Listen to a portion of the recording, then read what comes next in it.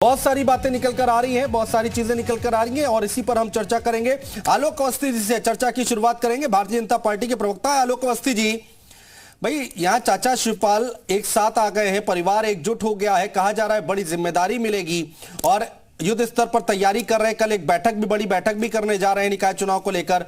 दिक्कतें हो सकती हैं क्या आपके लिए?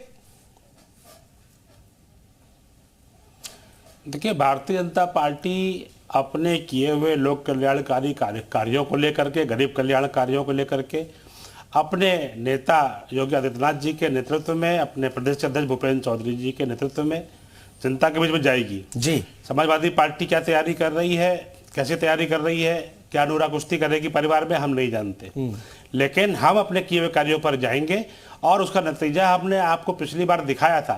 16 नगर निगम के अंदर भारतीय जनता पार्टी ने 14 नगर निगम के अंदर अपने मेयर जिताए थे जी। समाजवादी पार्टी का एक भी मेयर नहीं जीता था। हाँ। तो यह समाजवादी पार्टी का और भारतीय जनता पार्टी का नगर निकायों में प्रदर्शन रहा है। हाँ। मुझे लगता है कि इस बार हम जो है जनता के बीच में संपर्क, संवाद, समन्वय, सामंजस्य और सामूहिकता की नीति पर हम क्या आधार पर हम चुनाव लड़ेंगे। हाँ। लोक कल्याणकारी कार्यों को लेकर के मुख्यमंत्री जी बराबर जाएंगे और पार्टी 12 दिसंबर से 18 दिसंबर तक के बीच में क्षेत्र और जिलों तक में जो है जाकर के आप परिवार की नूरा कुश्ती की बात कर रहे हैं। जिलों में हमारे प्रभारी और सह प्रभारी नियुक्त कर दिए गए हैं। आप ठीक है, आपकी तैयारियां चल रही हैं, लेकिन मैं ये कह रहा हूं कि आप परिवार की नूरा कुश्ती की बात कर रहे हैं, लेकिन अब ये परसेप्शन बना लिया गया है, ये एक मैसेज दे दिया गया है समाजवादी पार्टी की तरफ से कि कोई नूरा कुश्ती नहीं है और उसका असर उपचुनाव में देखने को मिला है।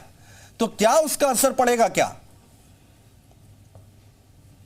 देखिए, जो उपचुनाव में एक मैनपुरी की सीट भारतीय जनता पार्टी कभी नहीं जीती और दूसरी बात तो वहां पर स्वर्गीय मुलायम सिंह यादव जी के ना रहने पे जो एक सहानुभूति की लहर थी उसका उन्हें लाभ मिला है। हाँ। और जहां तक कि उपचुनाव में आप खतौली सीट कह सकते हैं कि भारतीय जनता पार्टी हारी है, लेकिन वहीं पे हमने रामपुर की सीट जो आज तक कभी नहीं जीती थी वो गढ़ हमने ढहा दिया है। हाँ। और रामपुर की सीट हम जो है 34,000 वोटों से अधिक से जीत करके आए हैं। हाँ। तो हम कहां पर हारे हैं? हम तो लगातार जनता के बीच में हैं। आपने देखा है 2014 का इलेक्शन लोकसभा का हो, 2019 का लोकसभा इलेक्शन हो, हमने उनको मूंगी खिलाई है और चाहे 2017 का विधानसभा चुनाव रहा हो, चाहे 2022 का चुनाव रहा हो, आपके सामने सारा रिजल्ट है। तो जनता को भरोसा उसके नेता के ऊपर है, उस नेता पे भरोसा नहीं करते जो पार्ट टाइम पॉलिटिक्स करता है। तो श्रीमान अखिलेश यादव जी अपनी दिशा और दशा तय करें, यह उनका अधिकार है, लेकिन जनता ने अपना मन बना रखा है कि Bharatiya Janata party. कीर्तिनिधि Pandey ji part time politics की बात यहां पर कर रहे हैं, आलोक अवस्थी जी सीधा निशाना साध रहे हैं और अब मुख्यमंत्री योगी आदित्यनाथ ने खुद ये कमान संभाल ली है निकाय चुनाव की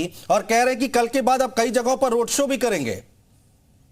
अनुज जी, उत्तर प्रदेश के मुख्यमंत्री जी को तो कमान संभालना पड़ेगा, क्योंकि जो नगर निगमों की दुर्दशा है उसका जवाब देने के लिए, लोगों को गुमराह करने के लिए तो मुख्यमंत्री जी को कमान संभालनी पड़ेगी।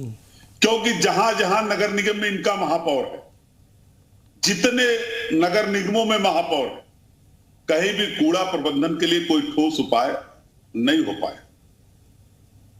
जल जमाव की जो हालात है वो लखनऊ में आपने भी देखा, गोरखपुर में देखा और उत्तर प्रदेश के तमाम जनपदों में जी, चाहे वो कानपुर का नगर निगम हो, चाहे आगरा का नगर निगम हो, गलियों में नाव चलाने की जरूरत पड़ी बरसात के दिनों में और बेहतर सड़कों का इंतजाम शहरों में नहीं हो पाया, पथ प्रकाश के बेहतर इंतजामात नहीं हो पाए।